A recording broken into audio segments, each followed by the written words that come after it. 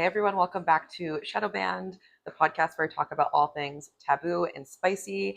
And I'm really excited today because we have a very special guest, my friend slash birthday twin, Nikita, who's an incredible sex therapist, kink Educator educator.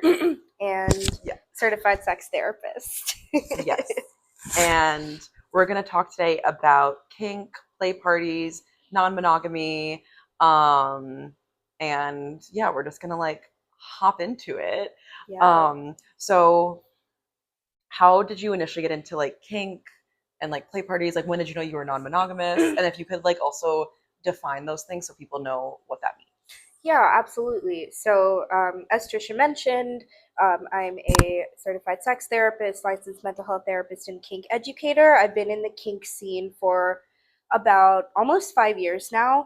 And just to go over a couple of terms, like kink essentially refers to non traditional um, intimacy that people might engage in, such as like impact play or power dynamics, etc. So things that are considered like taboo. And then non-monogamy, you can define that as like someone that has multiple partners. They can either be hierarchical, where they have like one primary partner and like other partners underneath that, or they could be non-hierarchical, so not really have a structure where there's anyone at the top, but just having multiple partners. And then there's so many other terms that fall under that, but today I'll be focusing more on specifically polyamory, because I identify as polyamorous, in that I don't really see myself with just one romantic partner for a lifetime, but multiple. So just getting those terms, explaining those terms. And I got involved in the kink scene back in 2021, right out of the pandemic, actually.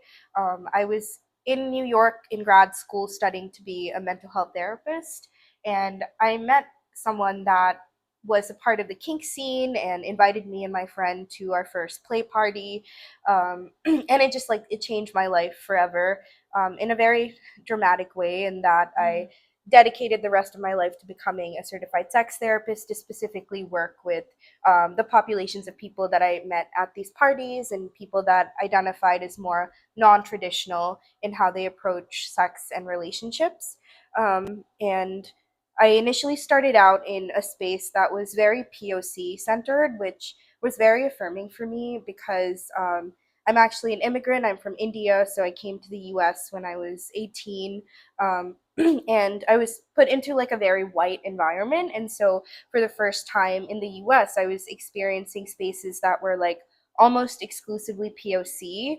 And that was really empowering for me. So that, along with the freedom for people to freely express themselves, in a container where consent was also, you know, very much talked about, was really powerful for me, and played a huge role in like becoming who I am and what I do right now, which is work with people in these spaces. So as a therapist, I see couples, individuals, polycules, people that are kinky, um, even people that don't necessarily identify as sexual. So um, I feel grateful to have like a big like diversity of experiences that I've had with people, and a lot to learn from.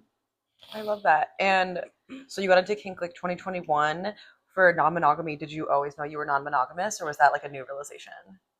So non-monogamy was on my radar for a little bit before I entered the kink scene, but it wasn't until I found the scene and I actually got to meet people that had multiple partners that I realized that, oh, this could be a reality. A lot of us learn from like modeling, so we learn from like the media we watch or like our parents' relationship, and I didn't really have anyone around me prior to that that could like model that this kind of relationship structure could actually work. And I feel so, like there was a lot of just stigma yes. about it growing up. Like we heard about it, but I feel Yeah. like there was a lot of just like jokes made about it, or that it's just like Yes. oh, just like cheating, blah blah blah. Just like cheating, a lot of like Yeah. slut shaming, like, oh, you want Yeah. multiple partners. And there's like those stigmas still exist today, but I think being in the scene and like being around people that were actually living these lives was really empowering for me. And then finding Jessica Fern's book Polysecure and reading that back in, I want to say like 2022, really like shifted things for me. And I realized that I intentionally wanted to start dating in a more non-traditional way. Yeah, no, that makes a lot of sense. I think it's like if you're not exposed to it, you're like you wouldn't know that it's a possibility. Yeah. And it's just something that I feel like just like works a lot of people. Like I feel like in New York, it's like there's a huge non-monogamy scene, and I feel like I didn't know what it was when I like first moved here, and then I was like, wait, what's going on?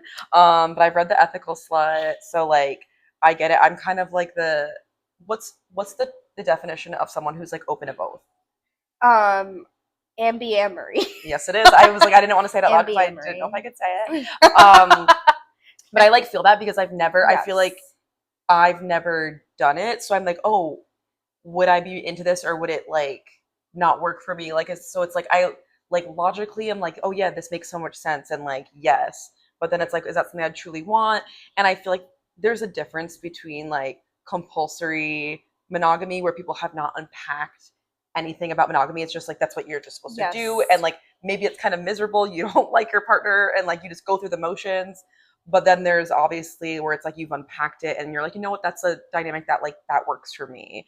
So like there's differences there. And I think I see a lot of discourse on the internet that's like a lot of people are like one's better than the other and like people like shitting on each other's styles. And I'm just like, who cares? If you gotta do what works for you, what makes you feel empowered and happy. I feel like as long as you're like doing the work and unpacking why you're doing things or like why you desire certain things, like that's all you really can do. And I also feel like specifically in the poly community of like right now, what I'm seeing a lot is like discourse about hierarchy and non-hierarchical. And what Yeah. is your take on that? And if you can explain hierarchy and non-hierarchy to people who probably don't know. Yeah, absolutely. So, hierarchical polyamory refers to a relationship structure where someone might have a primary partner, which is someone that essentially the way, when people are in monogamous relationships, they have like their main partner that, they live with, they have legal obligations with, maybe they own a house together, have kids together, etc. So, hierarchical polyamory is similar in that you have a partner that you do that with, but underneath that, you can also have other partners that you maybe go on dates with or have romantic relationships with. But there's a very clear structure of like who gets priority over other people. And I think there can be a lot of judgment about this, but in reality, I'm a very firm believer in like there is no right relationship structure. Like there's just what works for people depending Thank on you. Can we like put that in like, I don't know, put it somewhere so people can see it? Yes, I think there's a lot of judgment in these spaces. You're right, and a lot of people in the poly world that are non-hierarchical really shit on hierarchical polyamory. But I think in shitting on it, we fail to really question like why people have to follow these structures, which is that society that like rewards people that have primary partnerships. Like if Hmm. you go to the hospital, you like if you're a spouse, that's the only time, or like a family member, that's the only time you can go in and visit someone. For like tax benefits, or like if you have a kid with someone, there's a lot of practical reasons that people might choose to be hierarchical poly, for the sake of like how society is structured. And I think it's unfair to place these judgments because I think it has less to do with what the relationship structure is and more about how people navigate it, because there's ethical ways to navigate it and then there's non-ethical ways to Hmm. navigate it. And I think we're seeing hierarchical poly as totally unethical, which is not true, because Yeah. I've met people and I've seen them do it in a way that is very respectful to their Yeah, because I partners. feel like it doesn't mean that like the other people that you're seeing don't matter just because there's like your anchor partner that you Yeah. have. It's just like everyone's being treated with like respect. It's just like this one is like whether they're my nesting partner or my anchor partner, like they're just like the number one. Like Yeah. I think it's just like everyone's different, everyone's unique. We all have our own unique needs and desires, and like as long as Very no one's much being an so. asshole. Yes. then I guess it's all good. Yeah, and right now I'm in a space where I identify as non-hierarchical poly, so I do have, a partner that I really care about, and I'm dating, and I have like other queer platonic partnerships, which is essentially partnerships where sex is not the center of the relationship, or like sex barely exists. It's more about spending time together, being physically affectionate with each other. So Um, how would you define that differently from just like a friendship versus like it's more than that, but it's still kind of platonic? Yeah, I think that's where it gets hard. I feel like I'm someone that brings a lot of romance to my friendships in general. Well, we're So, Leos, so we do. yes. We romanticize everything. Exactly. And I'm at a space right now where like my my friendships, especially my close friendships and like my queer platonic partners, might even sometimes get priority over my romantic partners because Mm, they're the people that have been there for me consistently, in a way that's been like very affirming. And it's like having, I have multiple secure attachments where like if I'm in one relationship where I'm feeling triggered or uneasy, I know I have like a lot of other people that love me that I can go to and feel a sense of security, and it's really helpful in terms of that, but also just having like communal support that's not just about this one person. And I think that is like a strength of non-monogamy. It really totally. encourages people to like lean on other people, right? Whether it's your partner, whether it's like a friend or queer platonic partner. um, Queer platonic partnerships, like the word, I think has been gaining a lot of like traction, and the word queer specifically plays a big role in that, because in queer spaces the culture is so collectivist that like people care about each other regardless of whether they're partners or not. And I think that same energy is like carried forward in queer platonic partnerships, Hmm. which for me personally have been so healing to like use this title versus friend, because I feel like when I use friend, people don't really like give that the same sort of attention that they'd give if I said like the word partner. Right. So if I say queer platonic partner, people's ears perk up and they're like, "Oh, what's that? Like, tell me more." And it's a good Totally. chance to be like, "Hey, you can lean on other people even if you're not having sex with them. Like, sex doesn't need to be at the center of close relationships for you to have romantic connections with people." Totally. And I feel like also for non-monogamy and just like queerness in general, there's no like set script for the relationships that we can have. Where Yeah. like usually just like heteronormative, like monogamous, like there's kind of just like exactly like what's next, like what you're like kind of going towards.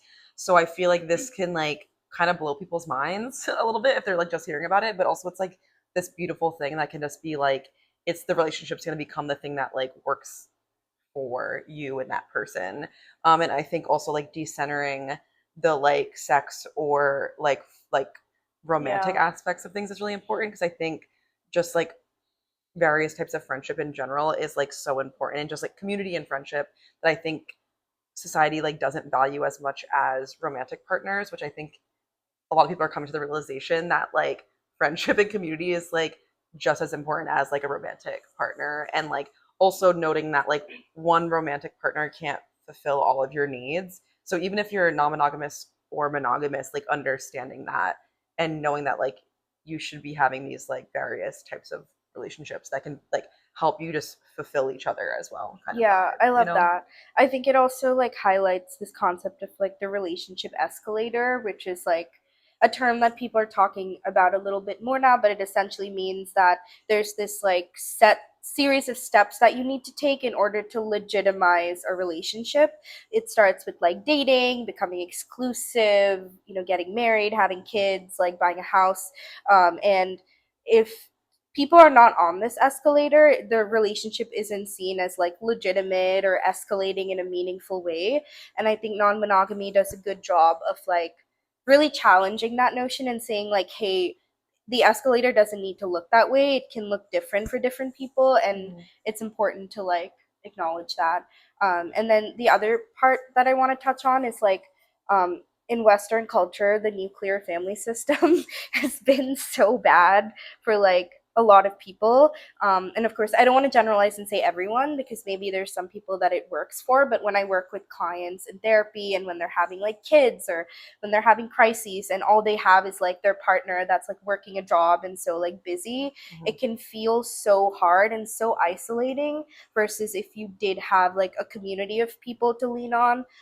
That way you're not putting a lot of pressure on your relationship, you have support. And I think non-monogamy can encourage like multiple forms of connection rather than just one person. Totally. Okay, so now with kink, what are some like common misconceptions people have about it? Because I know like Yeah. with kink, like it's not the same thing as a fetish, where a fetish is like you need that every time you have sex, where like a Yes. kink is just things that like you're into.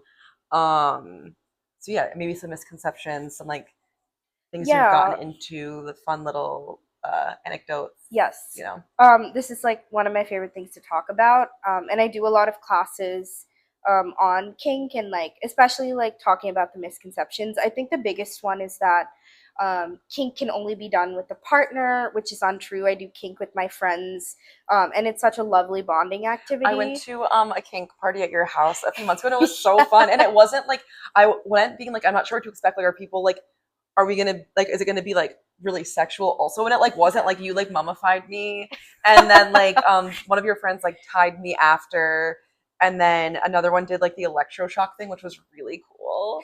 But it felt, yeah, again, it felt very just like platonic. We're just like kind of just like We're just goofing goofing around. around doing weird shit to each other. Yes, Yeah. that's exactly it. And like mummifying is essentially like using saran wrap to like wrap someone's body, and it almost feels like a weighted I look blanket. snatched. You did. You I look looked so snatched. good. Yeah. But yes, that was such a beautiful example of like platonic kink that can be Hmm. so enriching, and can be so like connecting in friendships as well. So there's definitely that misconception that it only has to be serious or with a partner. Another misconception is that kink has to cause some kind of pain, and that's not true at all. I'm sure you can speak to. I don't know if you felt pain when you were like experiencing those No, because things. I'm not a pain girl. I'm like, "Ugh, ouch." The only pain I like is like in my heart. I'm just kidding. I'm just kidding. That's my You're an kink. emotional I'm an emotional masochist. masochist. That or like from like running really hard. That's like my that's my kink of pain. Um, like a little impact play is fun, but like nothing too intense. Yes. But like yeah, like and none of what we did was like was painful whatsoever. No. Like it was like constricting, but in like a ooh, Yes. oh, In a okay, sensation way, right? Like yeah. kink can be so sensation forward, which is fun. Hmm. And if you're someone that's like neurodivergent, like I have a lot of ADHD, it really helps me like be in my body. So there's a lot of benefits to kink.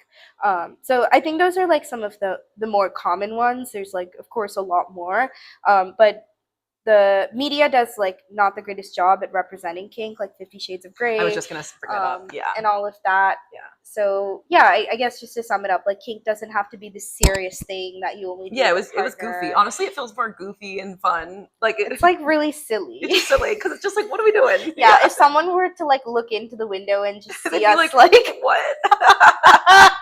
Like it yeah. seems like it's really like tough and like spooky and like whoa, but like when we're all Yes. doing it, it's just like hee hee. Like there Yeah. was just like someone who was like just going around like massaging people's feet and like loving Yes. it. Yeah, Yeah. yeah. Shout out to Steve. But yes, that's a really good example. I think kink can be such a beautiful portal to like play and silliness. And I talk about this on like my Field profile, which if you are kinky and open, like Field is a good dating app. But of course, they're not the most sex worker friendly, which we don't love. We hate that. Speaking as Um, someone who's banned. yes, fuck them. But I just think that like people could be like educated about kink more, and so I do always Yeah. encourage people to like go to workshops or like learn about it before diving into it, because I think people can like jump into it too fast and then have like really shitty experiences. When I first joined the play scene, I didn't have a lot of education in my tool belt, and so I did have a lot of experiences that did cause some trauma and that I've had to like work through. But I'm feeling a lot more empowered now, and I'm very passionate about like mentoring people, like teaching classes, etc. Because that to me feels better in terms of holding people's hand and letting them know it doesn't need to be that way. It can look this way. Totally, totally. And then with play parties, are a lot of the play parties you go to like kink focused, or are they also like sex or like a little bit of both? Like, Yeah. what are the usual? So when I first joined the play scene, I learned that there was this sort of divide between the very kink people and then the people that were like, we're just here to fuck. Hmm. Almost so that like there were spaces where like kink was barely happening, where a lot of sex would happen, and then in kink spaces you would barely see people having Yeah. sex. Like I've been to Um, both, and they're yes, so different. they're so They're so different. different. Like one time I was at a latex party and I got yelled at because I was wearing fake latex because I was like, it was like last minute. And I was It's like, I don't just so like have it on I know hand. latex is so expensive Sorry, too. it's pricey. Yeah. Um, And like there was just like someone getting like vacuumed, like sealed. yes, And like so vacuum there was like yeah, beds. so, like which was like it was like such a fun experience to just like play around and just like see what people are into. Like it's just cool. And then I've been to like play parties that were like strictly like we're fucking. And like so they're just like Yes. it was like such different energy in it too. And it's cool to like yeah, check it out, see like what your vibe is. Like I can't say that like latex is my thing. Yeah. But it was fun to experiment and like see if that was something that I was into. Yeah. Um yeah. Yeah. I think I've noticed that like recently the spaces I've been in have been like a good mix of both. Um, and I prefer spaces that have a good mix of both. I also want to be like mindful that there's people that are in these spaces that might not identify as sexual to begin with, but they're still kinky, and you Hmm. can definitely be that. And so it's nice to have something for everyone. I recently did go to like a kink convention. It was like a hotel takeover, and it was really I learned so much because there were workshops during the day, and then at night you could try things out, and there was barely any sex, which I found a little surprising. But like people were like very like into kink, and I guess like you can have sex anywhere, but like kink, you have to have like dungeon furniture or like people that are skilled. I want to know who's the So founder of some of these kings because I'm like, who was like, you know, what would be really cool if like like I like wore this latex that's really like who was the first? I want to know the founders of each and every king. We yes, should do an episode about that. that would be fun. You could also like Historical. create your own kink. I'm gonna create my own king.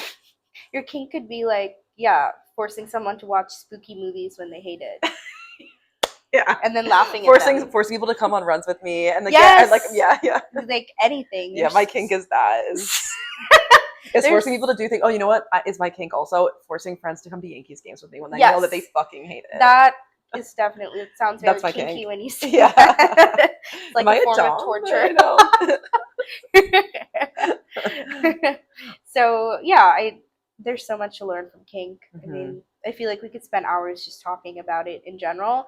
But another reason why I love kink is that no matter what your like STI status is, you can do kink, right? You don't have to like. I know with sex we talk a lot about like disclosing about herpes and STIs and like the pressure that can cause for people, to like not even initiate them. But for kink, you don't necessarily have to disclose these things Right. if you're not going to have sex, so you can still have like intimate touch and be with people in like a similar way without needing to like disclose those things or like even like escalate to sex, which is really Totally. nice. Totally. Totally. Well, is there any last thoughts about kink, Hmm. non-monogamy, or play parties that you have? I think something I'm noticing recently is that there's a lot of younger people going into these spaces. We have like what we call the old guard, which is people that have been doing this for like decades, and in a way they can be a little like protective of the scene, and they have like very very different ideologies about consent, about ways to navigate these spaces, and then you have people that are a lot younger that are now flooding into these spaces and learning about them from a very very consent heavy standpoint, where like consent is emphasized in anything. Like even before you like touch someone's arm, you need to ask if you can do that, versus with the old guard, it's not as consent forward. And so I can sort of see this like little bit of a divide that's happening that I hope people can come together and learn from each other. But it is really exciting to see, especially in New York City, a lot of like people in their like early 20s to like late 20s are like flooding these spaces, especially in like the queer kink scene, which is so different from like the more hetero leaning scene. And so I love that. I love that people are like becoming a lot more open minded about exploring that. So. Totally, totally. And then where can people find you on the internet? You can find me at my therapy practice that I work at called Blue Canary Psychotherapy. And maybe I could send you my email to put in if folks want to reach out. But I'm open to taking on clients. I work with, a very diverse population, and passionate about helping folks. So, Love that. Well, thanks yeah. for having. No, not having. Thanks for coming. I'm so used to being like, thanks for having me because I've never had my own podcast. Now you have We'll your cut own that. We'll edit podcast. that. Thanks for Yeah. coming onto my podcast. Thank you for inviting me. Bye.